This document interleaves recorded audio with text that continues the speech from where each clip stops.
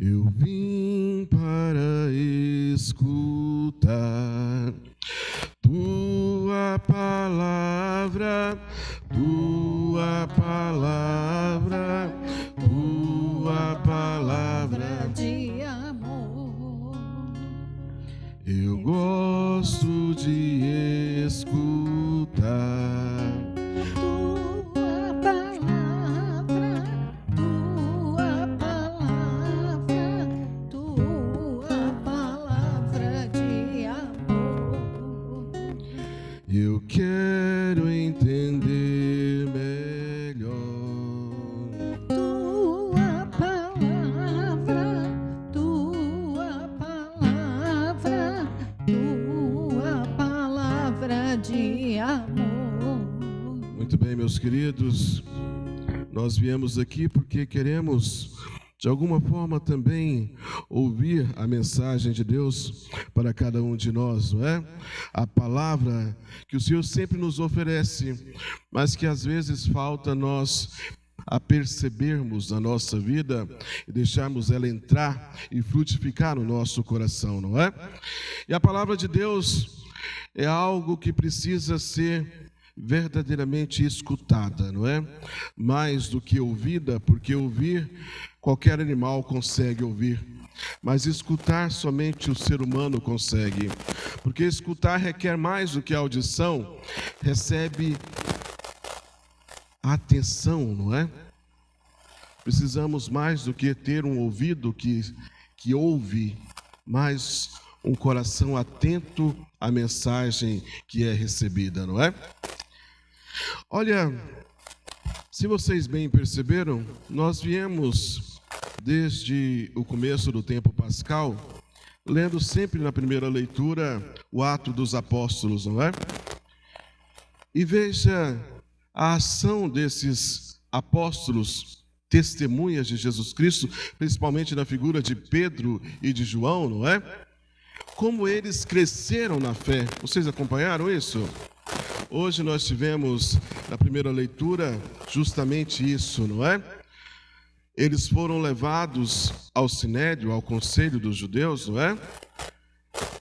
E o sumo sacerdote os advertiu como tinha advertido antes. Olha, nós não proibimos vocês de ficarem aí pregando, dizendo que Jesus ressuscitou, que nós o matamos. E eles com coragem, e eles já tinham sido presos, não é? Por causa disso. Com coragem eles vão dizer: olha, nós precisamos primeiro obedecer a Deus do que aos homens. Que coragem, não é? Aqueles mesmos discípulos que estavam acabrunhados, com medo dos judeus, a portas fechadas, não é? Aquele mesmo Pedro que tinha negado Jesus 3 vezes, aqueles mesmos que fugiram quando Jesus estava sofrendo sua paixão, aqueles mesmos que estavam com medo, agora com essa coragem, Sabe, meus queridos, olha, esse crescimento na fé não é algo por acaso, não é? Vem da ação de reconhecermos Jesus e deixarmos nos guiar por Ele e deixar que Ele envie sobre nós o Espírito Santo.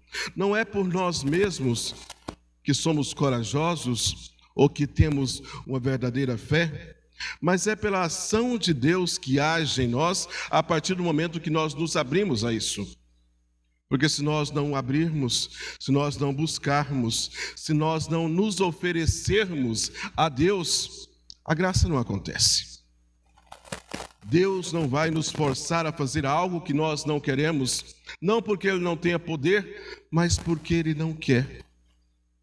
Porque não seria amor verdadeiro se fosse por obrigação, não é? Deve partir da nossa livre escolha, da nossa vontade, segui-lo ou não, amá-lo ou não, buscá-lo ou não. Depende do nosso sim, de nós nos abandonarmos à sua vontade. Olha, Os evangelhos que nós tivemos também durante todo esse percurso do tempo pascal sempre nos relata esse período, não é? Quando Jesus estava aparecendo aos seus discípulos depois de ressuscitado. E se vocês também perceberam, a princípio sempre há esse pequeno probleminha, não é? Eles não reconhecem Jesus Cristo. Maria Madalena, a princípio, não reconheceu Jesus Cristo que apareceu para ela. Os discípulos no caminho de Emaús também não reconheceram Jesus Cristo que andava com eles e explicava as Escrituras pelo caminho. E agora, também nessa narrativa do Evangelho de hoje, a princípio os discípulos não reconhecem a Jesus Cristo, que diz para eles, não é? Moços, tem alguma coisa para comer? Sabe que também nós, mesmo depois de 2000 anos da igreja moer e remoer, não é? Remontar e recontar a história, interpretar a cada domingo, a cada liturgia, os ensinamentos de Jesus Cristo, mesmo assim nós também, por vezes, temos essa dificuldade de reconhecer Jesus Cristo. Precisa de um esforço, não é? Para reconhecer Jesus Cristo ressuscitado, presente na nossa vida. Precisa de um esforço para reconhecer Jesus Cristo na Eucaristia. Parece que não é? Mas a gente precisa se esforçar até para reconhecer a presença real e verdadeira de Jesus Cristo presente na hóstia consagrada. Porque por vezes é muito fácil da gente duvidar. É preciso coragem para reconhecer Jesus Cristo nas Escrituras, porque às vezes tem palavras duras demais que nosso coração às vezes não quer ouvir, porque requer de nós uma mudança de mentalidade e de vida, não é? Precisa de coragem para reconhecer Jesus Cristo no nosso irmão, que às vezes é uma pessoa difícil, às vezes ele faz coisas que não nos agradam. É preciso coragem. É preciso coragem, não é? Vamos perpassar alguns momentos do Evangelho de hoje, que ele é bastante intenso, tem muitos ensinamentos, mas vamos pegar alguns elementos para nós refletirmos, não é? Hoje, a narrativa de João nos diz que é a terceira aparição de Jesus ressuscitado aos discípulos. Isso na versão de São João, não é? E olha o que acontece. Nós vimos que Jesus apareceu num domingo onde não estava presente Tomé. 8 dias depois apareceu aos 11, agora estava presente Tomé, não é? Que vai fazer aquela profissão de fé, meu Senhor e meu Deus. E agora, nesse terceiro domingo da Páscoa, aparece de novo quando Pedro, não é? E olha só o processo de Pedro. Pedro não estava bem. Pedro vinha de um período de intensas provocações no seu eu, não é? Pedro era aquele que negou Jesus 3 vezes, dizendo que não ia negar. Eu não farei isso, Senhor. Mas é ele que nega Jesus 3 vezes, ele que era o líder, não é? Dos discípulos, ele nega Jesus 3 vezes. Ele não está curado, ele não está bem. Ele fugiu, não é? No momento da paixão de Cristo, ele não estava presente, só João estava. Olha, Pedro resolve pescar. E como ele é essa figura de liderança, os outros discípulos também vão com ele, não é? E eles pescam a noite inteira e as redes voltam vazias. Não pescaram nenhum peixe. Sabe, eu vou fazer uma comparação com aquela narrativa de São Lucas, no capítulo 5, onde também é narrado uma pesca milagrosa, não é? Mas dessa vez no início do ministério de Jesus, quando depois ele chama Pedro, Tiago, João e André para segui-lo, não é? E fazer dele pescadores de homens. Olha, mas essa barca que esses discípulos entram sob o comando de Pedro é a igreja, não é? Veja que na primeira narrativa, lá em Lucas 5, haviam 2 barcas. Agora é só uma barca. Está sob a direção de Pedro. E a noite significa esse período sombrio onde Jesus não está presente. E eles pescam a noite inteira. Pedro ainda está acabrunhado. A igreja ainda não reconheceu Jesus Cristo e sua presença, não é? Eles voltam com as redes vazias. Não pescaram nada. Não pescaram nada. Lembra que na narrativa lá de Lucas, no seu capítulo 5, vai dizer que Jesus estava na ponta da barca de Pedro, ensinava aos discípulos. Pedro estava no fundo da barca, lavando as redes, escutando, não é? O que Jesus ensinava. Então, quando Jesus diz a Pedro: vai, lança as redes nas águas mais profundas, Pedro vai dizer, essa frase eu acho linda, né? Em atenção à tua palavra, vou lançar as redes. Agora, desta vez, Jesus está na praia, pergunta se eles têm algo para comer. Eles dizem que não pescaram nada. E Jesus diz: lançai as redes à esquerda do barco. É um lugar específico, não é? Primeiro, na primeira narrativa, ele diz: lançai as redes nas águas mais profundas. Isso é um campo imenso, não é? Mas agora, de forma mais específica, Jesus diz aos discípulos: lançai as redes do lado direito da barca.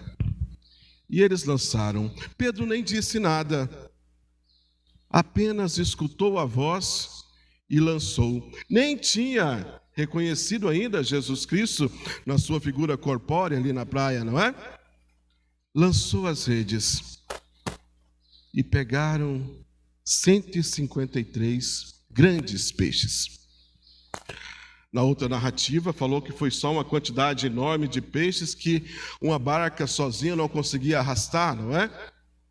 Chamaram então os outros sócios, então trouxeram as 2 barcas e arrastaram essa quantidade de peixes que quase afundavam essas 2 barcas. Agora foi uma quantidade específica de peixe. Santo Agostinho, o grande Santo Agostinho, vai nos dizer que essa contagem específica de 153 grandes peixes significa aquela totalidade das pessoas que, ouvindo os ensinamentos dos apóstolos, se deixaram convencer e seguiram Jesus Cristo. São os eleitos, não é? Os escolhidos, porque disseram o seu sim. É toda aquela parte da humanidade que escolheu Jesus Cristo e deixaram-se envolver nessa rede que os apóstolos lançaram, as testemunhas de Jesus Cristo, não é? Sabe, meus queridos, Jesus estava à margem e de repente São João o reconheceu. São João é o discípulo perfeito, não é? Porque São João sempre esteve presente do lado de Jesus. Ele foi o primeiro que correu quando Maria Madalena disse que o sepulcro estava vazio. Ele chegou primeiro, mas em respeito a Pedro não entrou no sepulcro. Ele estava junto de Jesus no momento da crucificação, junto com a sua mãe, não é? É aquele que não abandonou. E é por isso que ele mesmo se refere a ele, não é? Na narrativa de o discípulo amado. E é ele que reconhece Jesus. É o Senhor. Dominus est. É o Senhor. Pedro, então, naquele rompante que é próprio de São Pedro, não é? Veste a sua roupa, nos diz a narrativa, e se lança ao mar.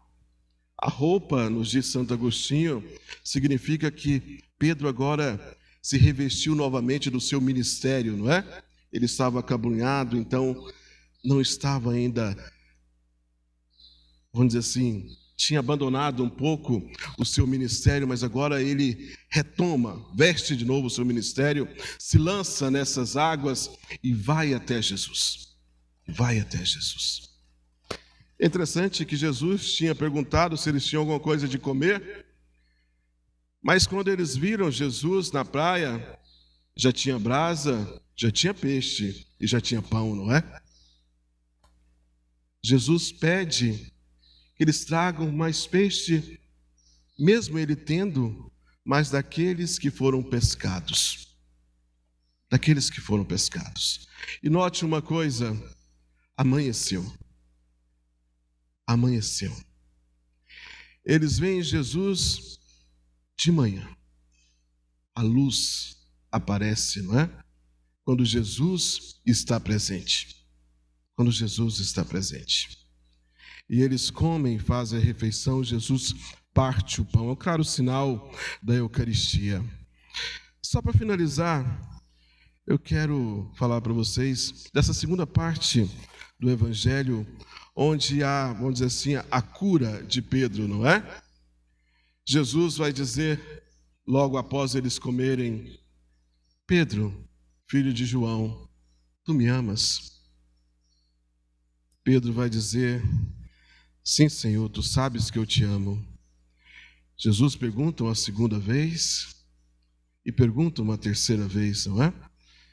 Sabe que essa semana eu estava refletindo a respeito deste evangelho e me veio à mente alguns episódios com minha mãe, onde por vezes a gente fazia alguma coisa de errado, mas isso era muito tempo atrás, agora eu sou certinho, né? Mas, de repente, quebrava alguma coisa e eu e minha irmã escondia e ela perguntava, o que aconteceu com aquele negócio ali? E nós respondíamos, não sei. Deve ter caído sozinho, né? Passava um pouquinho, ela perguntava novamente, não é? E aquele negócio, o que aconteceu? Já havia uma mudança no nosso comportamento, não é? A segunda vez, lá no íntimo, talvez a gente pensasse, será que ela sabe de alguma coisa que nós não sabemos e está querendo nos testar? Nossa resposta já era menos convincente, não é? Não sei, mãe, não sei. Na terceira vez, a gente sempre entregava. Falou, o que aconteceu, menino, com esse negócio? Ela falou, caiu, não sei o quê. Geralmente nós culpávamos um ao outro. Ela falava, minha irmã falava que era eu falava que era minha irmã. Ninguém se responsabilizava, né? Mas veja que nessas três perguntas há uma mudança de comportamento, não é? Eu imagino que seja da mesma forma o que aconteceu com Pedro, não é? Jesus pergunta pela primeira vez, Pedro, tu me amas? Ele responde, às vezes até da boca para fora, porque já tinha aquela resposta pronta, não é? Sim, Senhor, o Senhor sabe que eu te amo. Ele pergunta pela segunda vez, Pedro, tu me amas? A resposta já vem mais embargada, né? Perguntam a segunda vez, e ele diz, Senhor, tu sabes que eu te amo. E Jesus pergunta uma terceira vez. Conta-nos o evangelista que Pedro ficou triste, não é? Porque Jesus perguntou uma terceira vez, e certamente que ele relembrou que ele também negou Jesus 3 vezes. E nessa terceira vez, Pedro vai dizer, Senhor, tu sabes tudo, tu sabes tudo, tu sabes que eu te amo. Agora a resposta foi verdadeira, não é? Porque ele sabe que o Senhor sabe tudo. E ele entendeu o que ele precisava fazer. Então, agora a resposta dele é verdadeira. E Jesus, pela terceira vez, vai dizer, e agora ele aceita, não é? O seu ministério. Apacenta minhas ovelhas. Sabe que Santo Agostinho, em um dos seus sermões, ele vai dizer que quando Jesus perguntar a Pedro se ele o ama, nós nos devemos colocar na mesma posição de Pedro. Como se Jesus perguntasse a nós, não é? Ei, diácono Rogério, você me ama? Como se perguntasse a você, Você me ama? E aí, qual seria a nossa resposta? Sabe que por vezes nós faríamos a mesma coisa que fez São Pedro, não é? Senhor, tu sabes que eu te amo? Você vê lá nos meus stories, está escrito 100% Jesus. O Senhor é o Deus do impossível, eu te amo, né? 100% Jesus. Mas de repente, se Jesus perguntar uma segunda vez: ó, diácono Rogério, tu me amas? Talvez eu daria um passo atrás e refletiria: será que verdadeiramente eu amo Jesus Cristo? Ele está me perguntando uma segunda vez. E se ele me perguntar uma terceira vez, certamente que eu também vou ficar triste, porque já não tenho certeza do meu amor. Será que o meu amor tem essa entrega e essa coragem que os discípulos de Jesus tiveram? No finalzinho do Atos dos Apóstolos de hoje, depois que o sumo sacerdote mandou açoitar os discípulos, não é? Deram a peia neles e mandaram soltar. Eles saíam louvando e glorificando a Deus, porque eles tinham sido dignos de injúria, porque haviam apanhado pelo nome de Jesus. E aí eu me questiono: ô diácono Rogério, será que você levaria uma peia por Jesus? Penso eu que muitas vezes não é? Será que eu teria essa coragem? Penso que eu muitas vezes não. Mas eu vou pedir para Jesus. E eu espero que vocês também o façam, não é? A coragem de, a partir de hoje, estarem dispostos a abrir mais o coração para Jesus e a reconhecê-lo, não é? Porque por vezes é fácil a gente falar de Jesus: eu amo Jesus, Jesus é tudo, Jesus, Jesus, louvado seja. E de repente na nossa vida e na nossa história, nós não o reconhecemos. Porque em muitos lugares que nós vamos, nós não levamos Jesus, não é? Temos medo de falar o teu nome. Muitos lugares que nós vamos, até no meio da nossa família, temos vergonha de rezar um Pai Nosso e uma Ave Maria. Será que nós reconhecemos Jesus? Será que nós verdadeiramente o amamos? Vamos pensar sobre isso, não é? E pedir a Deus coragem para uma mudança de vida. Amém? Louvado seja nosso Senhor Jesus Cristo. Agora me questionei, será que foi de verdade? Vamos rezar, né? Para que seja. Eu quero entender melhor tua palavra, tua palavra, tua palavra de amor. E o mundo ainda vai vir